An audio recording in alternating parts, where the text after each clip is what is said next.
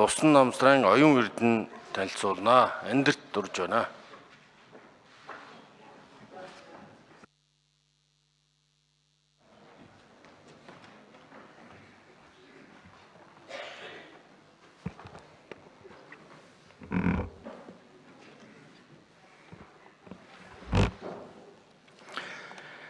Эрхэм Монгол ахын дүүсээ. Монгол Улсын их хурлын дарга эрхэм гишүүдээ. Миний бие Монгол Улсын ерөнхий сайдын хувьд 2 дахь удаага улсын төсвийн танилцуулгыг Монгол Улсын их хурлд танилцуулж байна. Өнгөрсөн жил та бүхний баталсан 2022 оны улсын төсөв бүхэлдээ цар тахлын хүндрэлийг даван туулахад чиглэгдсэн билээ. 2022 оны төсвийн бодлогын хүрээнд Монгол улс цар тахлын үед эрүүл мэнд, эдийн засаг харилцан хамааралтай тул шатараатай хатуу хөл хоройг суллаж энгийн амьдралдаа эргэж орох зорилго бүхий эрүүл мэндээ хамгаалж эдийн засгаас сэргээх 10 их найдын цогц бодлогыг дэвшүүлж хэрэгжүүлсэн билээ. Энэхүү бодлогын хүрээнд зорилттой бүлгийн иргэдийн 90% вакцины бүрэн тун цаг алдалгүй хамруулсан дэлхийн эхний улс орнуудын нэг болж хамтдаа чадсан. Дэлхийн эрүүл мэндийн байгууллага болон бусад мэргэжлийн байгууллагууд манай улсыг цаг алдалгүй дархлаажуулалтыг зохион байгуулж чадсанаар 40 гаруй мянган иргэдийн амь насыг болцсохгүй эрсдлээс хамгаалсан төдийгүй энгийн амьдралын хэмнэлд шилжиж эдийн засгаа нээсэн олон улсын завгар улс орнуудын нэг болсныг онцлон тэмдэглэсээр байна. 2022 оны улсын төсөв эрүүл мэндийн салбарт сүүлийн 12 жилийн хугацааны нийт хөрөнгө оруулалтад тэнцвүүц хэмжээний санхүүжилтийг шийдвэрлэсэн байна. Аж ахуй нэгжүүдийг дэмжсэн ажлын байрыг хадгалах 3% хүүтэй зээл болон иргэд аж ахуй нэгжүүдийн дулаан цахилгааны төлбөрийг төрөөс хариуцаж хүүхдийн мөнгө нэмэгдүүлсэн бодлогууд ч цар тахлын сорилтыг даван туулахад чухал түлхэц болсон гэж үзэж байна. 2022 оны төсвийн төслийг боловсруулж байсан цар тахлын үед Монгол улсын эдийн засаг хасах 5.3%-аар унсан байсан бол энэ оны эцгэхэд 3% өсөлттэй гарах төлөвтэй байна. Өнөөдрийг хүртэл дэлхийн олон улс орон цар тахлын улмаас хатуу хөл хоройтой хэвээр байна. Харин бид энгийн амьдралын хэмнэлд шилжснээр тэр өдрүүдийг бараг мартжээ. Нэг үгээр хэлбэл 2022 оны улсын төсөв тодтголын хамт цар тахлын хүнд үед түүхэн үүргээ гүйцэтгсэн гэж дүгнэж болохоор байна. 2022 оны улсын төсвийг баталж цар тахлын хүндрэлийг даван туулах боломжийг Монгол Улсын засгийн газарт олгосон Монгол Улсын их хурлын эрхэм гишүүд та бүхэнд гүн талархал илэрхийлье. Цар тахлын хатуу хөл хоройтой хүнд үед засгийн газраас гаргасан амаргүй шийдвэрүүдийг ойлгон дэмжиж хамтран ажилласан нийт иргэдтэй болон аж ахуй нэгжүүдтэй чин сэтгэлийн талархал дэвшүүлье. Монгол Улсын их хурлын эрхэм гишүүдээ 2022 оны улсын төсөв цар тахлын хүндрэлийг даван туулахад бүхэлдээ зориулагдсан бол өнөөдөр барьж буй 2023 оны улсын төсвийн төсөл эдийн засгийг тогтворжуулж макро тэнцвэрийг хангахад бүхэлдээ зориулагдаж байна. Олон улсын геополитикийн хямралт нөхцөл байдлаас үүдэлтэй гадаад үнийн өсөлт, валютын ханшийн огцом өсөлт, дэлхийн нийтэд үүсч буй хүнсний хомсдол зэрэг эдийн засгийн хүндрэлүүдийг даван туулж макро эдийн засгийг тогтворжуулах нь улс орон бүхний энэ цаг үеийн амаргүй сорилт болж байна. Дэлхийд даяар хүнс эрчим хүчний үнийн огцом өсөлт, нийлүүлэлтийн сүлжээний тасалдлын улмаас сүүлийн 20-40 жил байгаагүй инфляцийн савлт үүсэж байна. Гэвч бид нэгдмэл бодлоготой байж чадвал цар тахлын хүндрэлийг давж чадсан шигэ олон улсын геополитикийн нөхцөл байдлаас үүдэлтэй энэхүү сорилтыг ч мөн даван туулж чадна.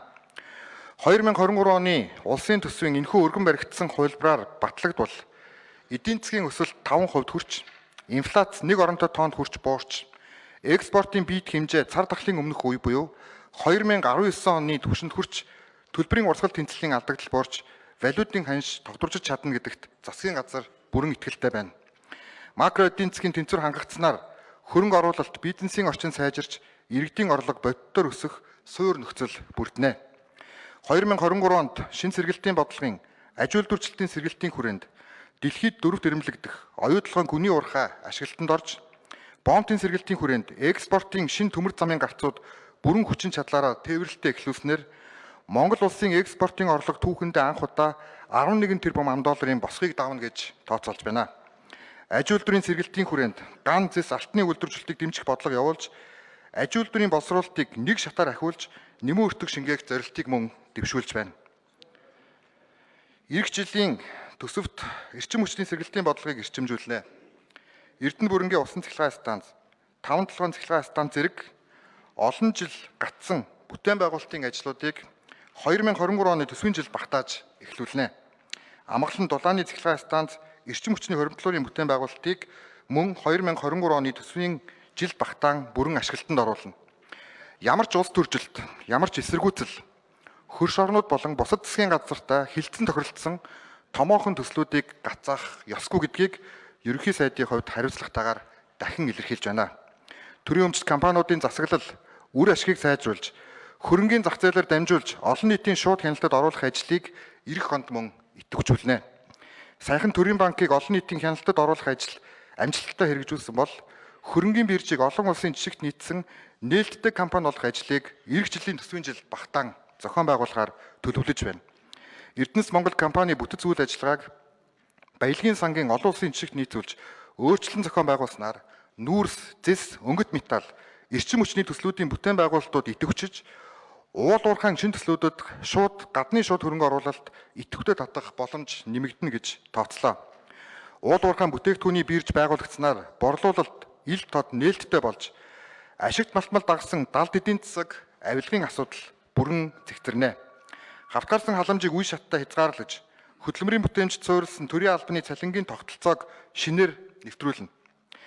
Төрийн жинхэнэ албан хаагчийн цалингийн 160 гаруй өнөөдрийн салангат тогтолцоог 20 болгон бууруулж олон улсын нийтлэг жишгт нийцүүлэхээр энэхүү төсвийн төсөл тусгалаа. Улсын төсвийг тэгштгэн хувааж, асуудлыг гал унтраах байдлаар аргацааж, шилжих төслүүдийн урсгал зардалд төсвийн дарамт үүсдэг байсан тогтолцоог халж, цаашид шинээр санхүүжуулах төслүүдийг Алсын араа 2050 Монгол улсын урт хугацааны хөгжлийн бодлогод нийцүүлж, эдийн засгийн хөгжлийн яам нэгдсэн байдлаар төлөвлөж, сангийн яам санхүүжүүлдэг тогтолцооны реформ руу энэ жилийн эрхчлэлийн төсвөөс эхэлж шилжнэ. Цаашид зураг төсөв, тооцоо судалгаа, нийгэм эдийн засгийн үндэслэлгүй төслүүдийг улсын төсвөөс санхүүжүүлэхгүй байх нөхцөл энэхүү реформын хүрээнд бүрэн шийдэгдэнэ гэж үзэж байна. Бид тойрогч шүтсэн тэгштгэн хуваах зарчмаас илүүтэйгээр улс орны хөгжлийг тодорхойлох томоохон асуудлуудад төвлөрч ажиллах нь ирээдүйн Монголын хувь заяаг шийдэхэд нэн чухал үүрэгтэй билээ. Монгол улсын ерөнхийлөгчийн санаачилсан хүнсний хангамж аюулгүй байдлын үндэсний хөдөлгөөнийг дэмжиж, бодит ажил болгох ажил засгийн газар 2023 оны төсвийн жил онцгой анхаарал хандуулна. Эрүүл хүнс бол Монгол улс эрүүлжих суур нөхцөлийг бүрдүүлэх төдийгүй экспорт нь 92-оос 94% уул уурхаагаас хамааралтай манай улсын хувьд төрөлжин хөгжих боломж бүхий эдийн засгийн 2 дахь том салбар бол хөдөө аж ахуйн юм а. Хөдөө аж ахуйн бүтээгдэхүүн, тэр тусмаа мах, ноолуурын бүтээгдэхүүний экспортыг 2023 оны төсвийн жил тухайлан дэмжих бодлого барьж ажиллана. Эдгээр бүтээгдэхүүний экспортыг нэмэгдүүлэхийн тулд Монгол улсын нэгдсэн стандартыг олон улсын жишгт нийцүүлэн бодиттой шинжилэл хийх зайлшгүй шаардлага урган гарч ирж байна. Засгийн газраас 2023 оныг Монгол зочлох жил болгон зарлаж байна. Энэхүү бодлогын хүрээнд аялал жуулчлалын үндэсний хороог ерөнхий сайд биечлэн удирдах, олон улсад улсынхаа нэр хүндийг өсгөхөд онцгой анхаарал хандуулна. Аялал жуулчлалын стандартыг эрс шинжлэх ажлыг хувийн хвшилтэйгээ хамтран зохион байгуулах болно. Аялал жуулчлалын салбар бол эдийн засгийн хувьд та бидний хамтдаа төрөлжүүлэн хөгжүүлэх боломж бүхий 3 дахь том салбар юм а. Ирэх оны төсөвт нийслэл Улаанбаатар хотын нийтийн тээврийн парк шинжилэл, үйлчилгээний чанарын асуудлыг цогцоор шийдвэрлэж шин түвшинд хүргэх томоохон зорилтыг мөн засгийн газраас дэвшүүлж байна. Сүүлийн 20 орчим жил түгжрэл гэдэг ерөнхий сэдэв ярьж багагүй хэмжээний санхүүжилтгийг тэгштгэн хуваарлсан боловч бодит үр дүн гарсангүй. Тиймээс цэцэрлэгийн суглааны асуудлыг 2022 оны төсвийн тодтголоор шийдвэрлэж чадсан шигэ 2023 онд нийтийн тээврийн асуудлыг шийдвэрлэхийн төлөө хамтдаа хичээцгээе. Нийтийн тээврийн чанар хүртээмжийг олон улсын жишгт хүргэн сайжруулж чадвал түгжрлийн эсрэг дараагийн хатуу арга хэмжээ авах суурь нөхцөл бүрднэ. 2023 оны төсвийн жил багтаж нийтийн тээврийг сайжруулах цог зараг хэмжээнд улсын их хурлын эрхэм гишүүд та бүхнийг идэвхтэй оролцож дэмдэн гэдэгт итгэлтэй байна. Мөн иргэд аж ахуйн нэгжүүдийг ч энэ асуудалд анхаарлаа хандуулж хамтран ажиллахыг уриалж байна. Мөн нийтийн тээврийн зогсоолын асуудлыг нийслэл дүүргийн төсөв тусгаж ажиллахыг шат шатны засаг даргад үүрэг болгож иргэдийн хурлын төлөөлөгчдөд мөн зөвлөгөө өгч байна. Хотын хэд төвлөрөл багасна гэдэг бол дагуул хотууд болон хөдөө орон нутгийн хөгжлийн асуудалтай салшгүй холбоотой асуудал гэлээ. 2023 оны улсын төсөвт хөшгийн хөндийн дагуул хотын бүтээн байгуулалтын дэд бүтцийн хөрөнгө оруулалтын асуудлыг шийдвэрлэхээр тусглаа. Орон нутгийн хөгжлийн бодлогыг дэмжих зорилтын хүрээнд орон нутгийг оромсуулжуулах дэд бүтцийн асуудлыг үе шатаагаар шийдвэрлэж орон нутагт ипотекийн зээлийн хүүг 3% хүргэхээр тусглаа. Чадварлаг хүний нөөцийг орон нутагт ажиллах сонирхлыг нэмэгдүүлэх, тогтвор суурьшилтай ажиллах нөхцөлийг бүрдүүлэхийн тулд орон нутгийн төрийн захиргааны байгууллагын албан хаагчдын цалинг 20-аас 100% хүртэл үр дүн тулгуурлан нэмэгдэх ажлыг эх жилийн төсвийн жилээс эхлэн зохион байгуулнаа. Орон нутагт ашигт малтмалын орд газрыг эдийн засгийн эргэлтэнд оруулах, уул уурхай эрхэлдэг аж ахуйн нэгжүүдээс орон нутагт олгодог хандив тусламжийг орон нутгийн санд төвлөрүүлж иргэдийн оролцоог хангах эрх зүйн зохицуулалтыг бий болгохоор тусглаа. Аж ахуйн нэгжийн орлогын албан татврын тухай хуулийн хүрээнд дулаан цахилгаан үйлдвэрлэх, шинэ төслийн орлого олж эхэлсний дараачийн жилээс эхлэн 3 жил 90%-аар, дараагийн 3 жил 50%-аар татврын хөнгөлөлт үзүүлэхээр тусглаа. Нийслэл Улаанбаатар хотоос хөдөө орон нутагт үйлдвэрлэл агуулгаа нүүлгсэн, орон нутагт шинээр үл хөдлөх хөрөнгө бий болгосон, ажлын байр нэмэгдүүлсэн аж ахуйн нэгжүүдэд мөн татврын дэмжлэг үзүүлнэ. Өнөөдрийн байдлаар Монгол улсын 21 аймагаас Дархан уул, Дорнод, Дорногов, Өмнөгов, Сэлэнг, Орхон аймаг улсын төсөвт орлого төвлөрүүлж, бусад нь улсын төсвөөс татаас авч байна. Цаашид аймаг бүр төсвийн орлогоо бие даан бүрдүүлэхэд чиглэгдсэн хөрөнгө оруулалтыг засгийн газар бодлогоор дэмжих болно. Ерөнхий сайдын хувьд шин сэргэлтийн бодлогын хот хөдөөгийн сэргэлтийн хүрээнд орон нутаг төсвөө бие даан бүрдүүлэхэд нэн шаардлагатай томоохон төсөл хөтөлбөрийг орон нутгийн иргэдийн оролцоонд тулгуурлан шийдвэрлэх болно. Өмнө нь биечлэн ажилласан аймаг дүүргийн удирдлага болон иргэдийн ирэмбэлсэн 70 гаруй төслүүдийн 70 гаруй хувь нь зураг төсвүүгүй байна. Тиймээс эдгээр ажлын бэлтгэл ажлыг хангах, техник эдийн засгийн үндэслэлийг боловсруулахад шаардлагатай хөрөнгийн их усүрийг 2023 оны төсөвт бүрэн тусгаж, төслүүдийн жагсаалтыг хавсралтаар батлуулахаар өргөн барьлаа. Цаашид аймаг дүүргүүд эдийн засгийн хөгжлийн яам болон холбогдох бусад яамдуудтай хамтарч орон нутгийн төсвөө бие даан бүрдүүлэхэд шаардлагатай томоохон төслүүдийн зураг төсөл бэлтгэл ажлыг хангахад хариуцлагатай хандах шаардлагатай байна. Бид цаашид тооцоо судалгаатай нийгмийн болон эдийн засгийн бодит үр өгөөжтэй зураг төсөвтэй хэрэгжгүйц төслүүдийг л дэмжих болно. Төрийн бодлого ерөнхийгөөс тодорхой руу бас тооноос чанарч хэлжих шаардлагатай байна. Өнгөрсөн хугацаанд эхлүүлсэн олон төсөл хөтөлбөр байдаг ч бүрэн дуусч үр дүнгээ өгсөн нь хуруу дарам цөөхөн байна. Зарим төсөл хөтөлбөр эхэлснээс хойш 10 гаруй жилийн хугацаанд ашиглалтанд орж чадаагүй цартсан арга хэмжээнүүд ч цөөнгүй байна. Энэ нь төсөв төртгийг хэд дахин нэмэгдүүлж, хөрөнгө оруулалтын ач холбогдлыг бууруулж, төсвийн үргүү зардлыг нэмэгдүүлж, төр хувийн хвшлийн итгэлцлийг алдуулсан туйлын хариуцлагагүй дахин давтаж болохгүй алдаа юм а. Монгол улс анх удаа 2023 оны төсөвт шинэ хөрөнгө оруулалтыг хязгаарлаж, зөвхөн өмнө нь эхлүүлсэн нийт төслүүдийг үр ашигтай дуусгах томоохон зорилтыг дэвшүүлж байна. 2023 оны төсөв хэрэгжснээр өмнө нь эхлүүлсэн нийт төслийн 86%-ийг бүрэн дуусгаж ашиглалтанд оруулнаа. Өмнө бид нар төсөвтөө 40%-аас хэтэрч чадахгүй явж байсан. Бид олон жилийн турш төсвийн шинжилгээний талаар ярьсан ч тойргийн эрх ашиг, сонгуулиас сонгуульд дамжсан амлалт, зураг төсөв эдийн засгийн тооцоогүй хөрөнгө оруулалтуудаасаа салж чадалгүй өнөөдрийг хүрсэн нь гашуун үнэн билээ.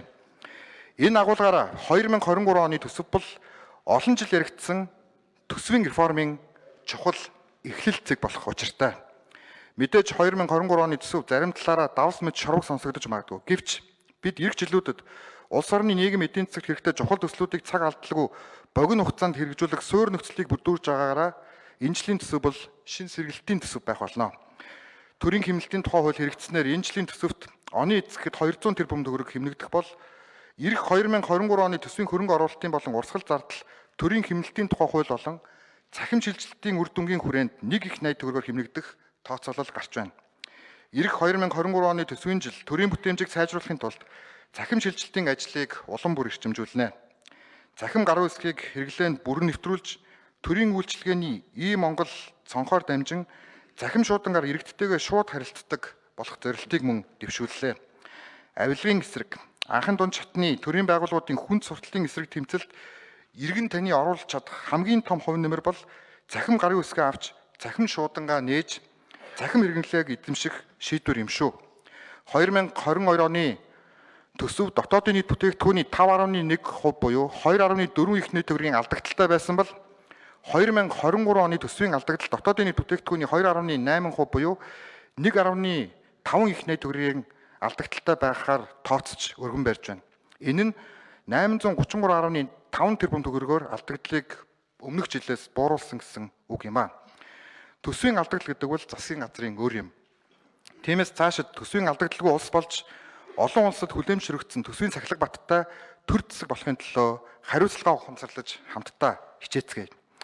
Сүүлийн хагас жилийн хугацаанд Хөгжлийн банкнд үүссэн эргэн төлөгдөөгүй зээлээс 766.5 тэрбум төгрөгийн хохирлыг эргэн төлүүлээд байна. Цаашид оны эцэс гэхэд нийт 1 их 80 төгрөгийг эргэн төлүүлэх болно. Ингэснээр улсын төсөвт өрийн дарамт учрах эрсдэл үүсгэж байсан 2013 онд гаргасан Самурай бондын 30 тэрбум йен буюу 200 орчим сая ам.долларын өрийг Хөгжлийн банк бие даан төлөх боломж бүрдэж байна. Энэхүү эргэн төлөлтийг бүрдүүлэхэд хувь нэмрээ оруулсан олон нийт 4 дахь засаглал болсон хэвлэл мэдээллийнхэн хууль хяналтын байгууллагын тангар өргөсөн албан хаагчдад Монгол Улсын ерөнхий сайдын хувьд талархал илэрхийлье. Улсынхаа нэрээр бонд осгож, нийгэм эдийн засгийн үр өгөөжийг сайтар тооцоолоогүй төсөл хөтөлбөрийг сонгон шалгаруулж, улс орноо дампуурлын ирмэгт аваатсан гашуун түүх дахин давтагдах ёсгүй. Товчоор дүгнэж хэлэхэд 2023 оны төсөв эдийн засгийг докторжуулж, төсвийн сахилга батыг бүх шатанд хэрэгжүүлэх төсөв байх учиртай. Монгол Улсын их хурлын эрхэм гишүүдээ Монгол Улсын 2023 оны төсвийн тухай болон эдгээр хуулийн төсөлтөд холбогдуулан боловсруулсан бусад хууль тогтоомжийн төслүүдийг хилцэн шийдвэрлэж өгөхийг хүсье.